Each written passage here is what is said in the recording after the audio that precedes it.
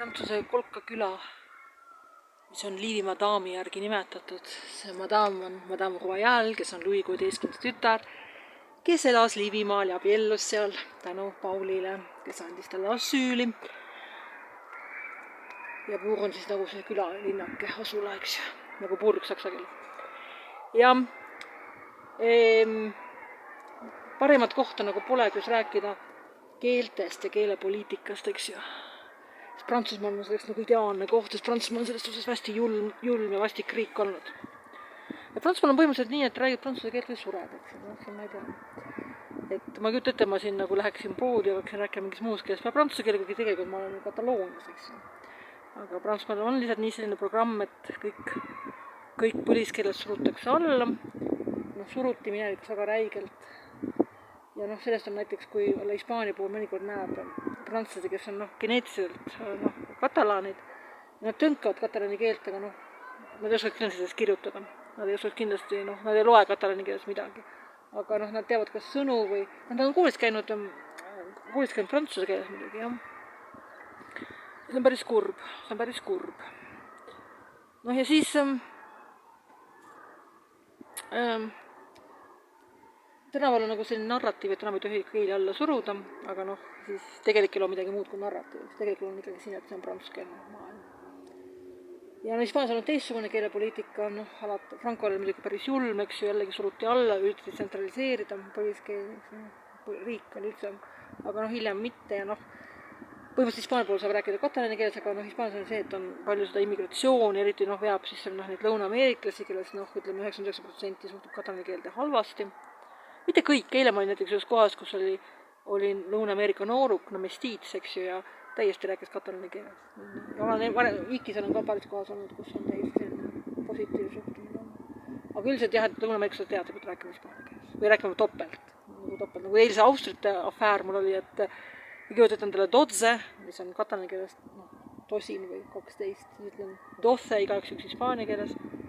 Pärast küsin üle, kas on ikka doce, on doce, kuigi ma silmaga nägin, oli rohkem, pärast oli veel, et mul 15 on, taas 15 võiks ka raha võtta, aga 15 on hispaania keeles, aga väga teistmine sõna kui doce, eks. Doce on 12, 15 on 15. Ja siis ma ütlesin, et ei, ja siis ta võttis meil ka 12 raha. Aga jah. Ja mis ma siis keelepoliitikast räägin? Et kuidas seda avaliku ruumi, et Prantsusmaal on väga selge arusaam, et avaliku ruumi keel on prantsuse keel, mis on täiesti tore, kui rääkida immigrantidest, kes tulevad sisse, et neile peabki panniga lajatama, eks ju. Aga põlisrahvale kindlasti mitte. Ja see on Prantsusmaa nagu mingis mõttes kuritegu.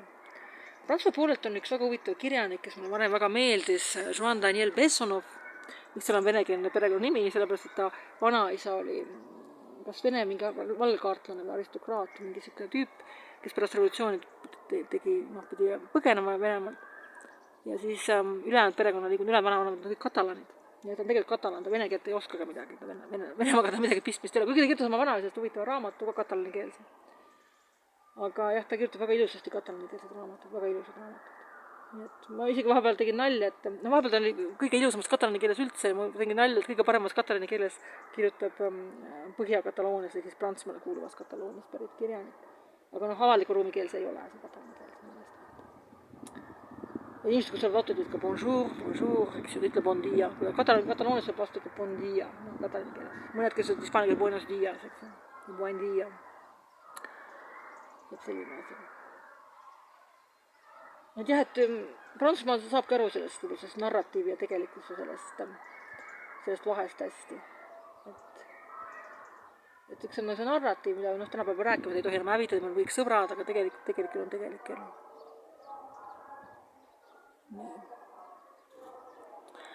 Aga ma täna vist rongiga kuskile sõitma ei lähe, ma edaspidi tahaks proovida seda rongiga sõita ka, ma arvan, sellega saab igalt huvitavatesse kohtadesse. Kui autot ei ole, siis pead seiklema busside, rongide ja ma ei tea millega.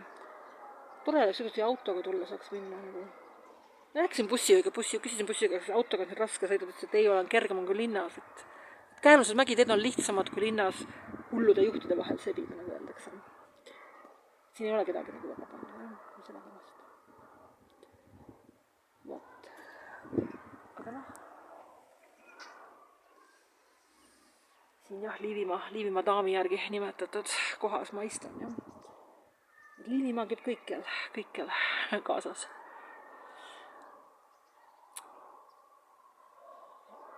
Kuidas see kõik Eestiga suhestub? Eestiga suhestub see, et kui ei tehta sellist karmi seadust ja mitte ainult seadus on seadus ei ka rikkud, eks ju, et sellist karmi nägemust, et Eestis rääkida, elades me räägime kõik eesti keeles, oleme sellest, et meie esivanemad on absoluutselt 100% alati eesti keeles. Täpselt sama seadus nagu Prantsusmaal, eks ju.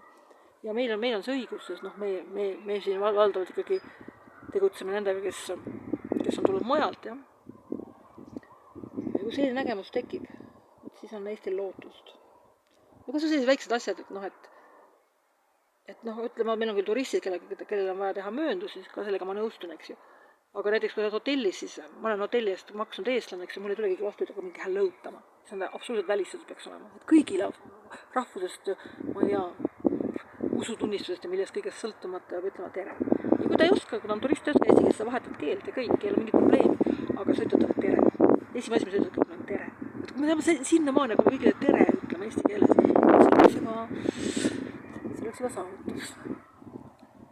Nii, aga vaene vägistatud Liivimaa daam, Prantsuse vanglas vägistatud, siis tänapäeva Lätis, ehk siis vanas Liivimaal abiellunud. Tema järgi nimetati kaunis Pyreneede, Kolgas. Suure tähelepanu. Madame Royal. Huvitav jah, et vahepeal oli see revolutsioon Prantsusmaal, aga sama revolutsioon nagu jättis alles selle nime. Aga selle restauratsioon oli ka muidugi, jah. Seda Saki inimlikku komöödiat lugenud inimesena, et midagi Prantsusmaa ajalust nagu natuke tead.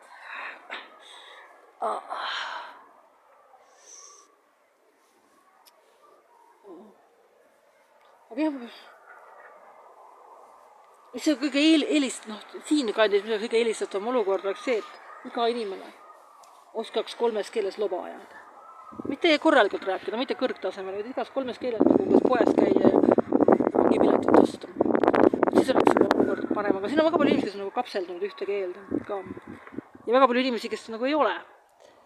Et katalanid on selles kõige ägedamad, et nemad on nagu, oskavad nagu mitut, aga jah, Bushardaz on jah see Lõuna-Ameerikas.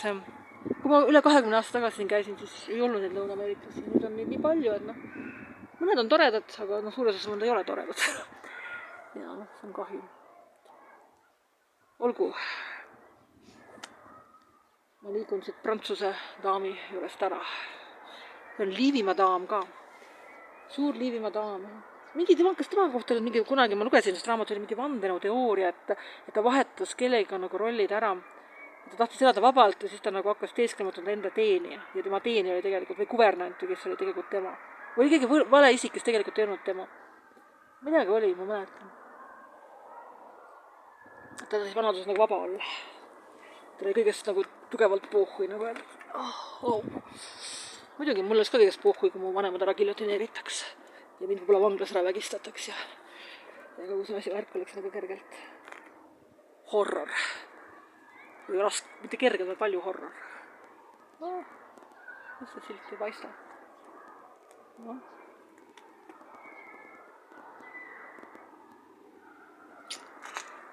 Nii, aga siin ma tundub, et täna rongi vist ei olegi, nii et kuskil ma sõitma ei hakka. Ma ei tea, kas rongipilet peab Prantsusmaal ostma, kas nagu kioskist või rongist ka osta. Vaata, mis rongid siin on.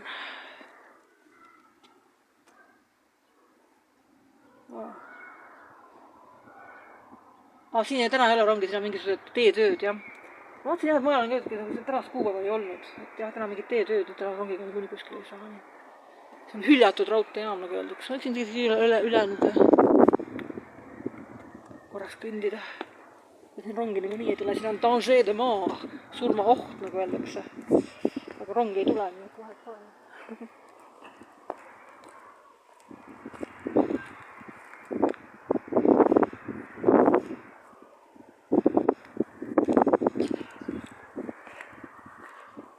Siin on kohal, kuhu saab, on La Tour de Carole, mis on see, tegelikult, La Tour de Carole on hästi äge, sinna peaks minema, ma olen käinud seal muidugi mitu korda, et seal on selline raudteejaam, kus on hästi palju need erinevad rööpmed, et seal on see, need rööpad, need Hispaania rööpad ja siis on Prantsuse rööpad ja mingid olid veel mingid.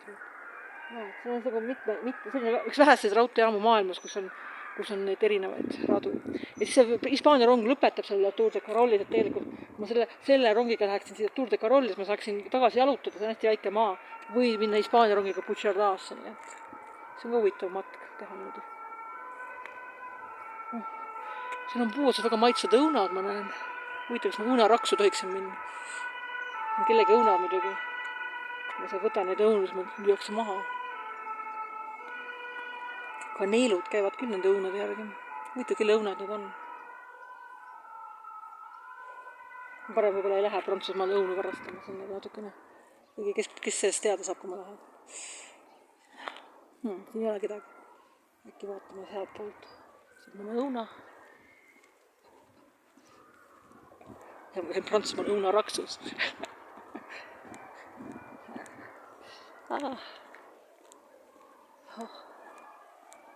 Need punased ilusad mägiõunad. Jämm. Huvitav, kelle õunad need on. Oleks väga pahaks, kui ma lähen ja võtan natuke õunu. See on kõrge, ma ei taha hüpata siia alla rongi rajale ja siis üle minna. Süüri aarmes on niimoodi surma, et tuleks rongitee.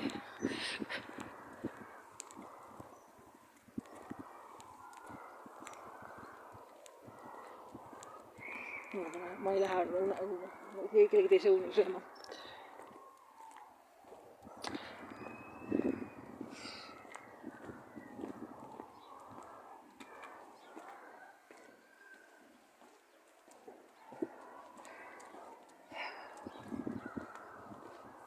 Aga jah, siis võib need kohad mõnda läbi käia küll selle rongiga. Ma edaspidi tulen selle rongiga seiklema.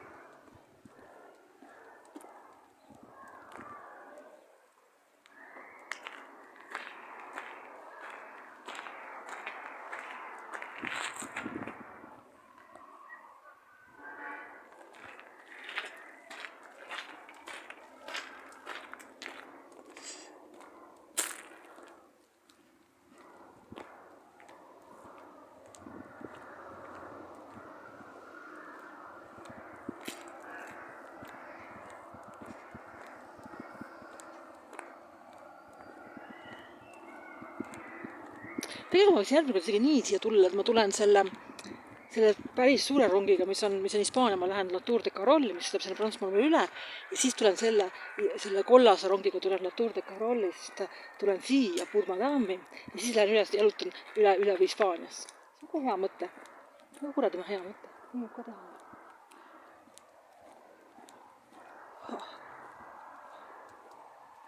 Oh.